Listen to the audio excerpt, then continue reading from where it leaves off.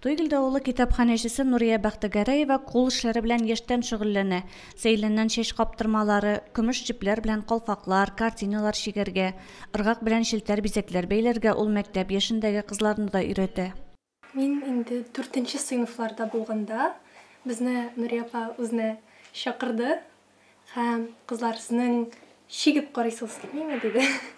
Иң беренче без исемдә тюльпан ләлә чәчәгән крестик белән чиккән идек.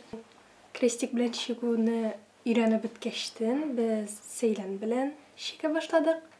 Безнең менә Нурия апаның шушындый матур түгәрәк алып баруы безнең балаларыбызны шушы кул эшләренә өйрәтүенә без бик шат. Алар инде чигү бит инде ул кызлар өчен кирәкле нәрсә дип уйлыйм инде, чөнки бу түземлелеккә өйрәтә, сабырлыкка өйрәтә.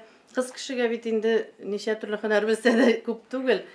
Нурия ханым электән үк Казан җые белән чигелгән күн мозаика техникасын өйрәнү хыялы белән яна. 2019 елда хыялларын тормышка ашырырга мөмкинлек тә туа. Ул башта Казанга, аннан соң Алабуга шәһәренә читек остасы буларак танылган Илдар Шәйхетдиновтан дәресләр алырга йөри. Менә нәкъ шушындагысыман ул миңа менә шушындай күн бирде, станокны килеп бирде, җипләрне куеп бирде. Бер тапкыр шулай чигеп күрсәтте. Әйдә утыр, чик диде миңа. Мин шуннан бер 5-4 сантиметр чиккәмендер инде. Шуннан соң ярар, мин сине өйрәтәм диде. Остазы белән бергә чүәк, читек тегәләр алар. Һәр эшнең үз хикмәте булган кебек, читек чигүнең дә үз нечкәлекләре бар. Нурия ханым Илдар абый ясаган станокларда эшли. Энәсендә ул ясап биргән. Күн табарга да ярдәм итә икән. 5 җый. Менә, бисмиллаһир-рахманир-рахим.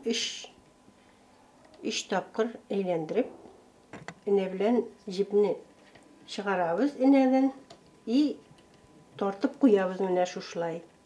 Казан җые белән чигелгән күн эшләнмәләрдән әкренләп коллекция җыела башлаган. Күзлек савытлары, намаз носкилары өчен катлаулы булмаган бизәкләрне үзе дә уйлап таба Нурия ханым.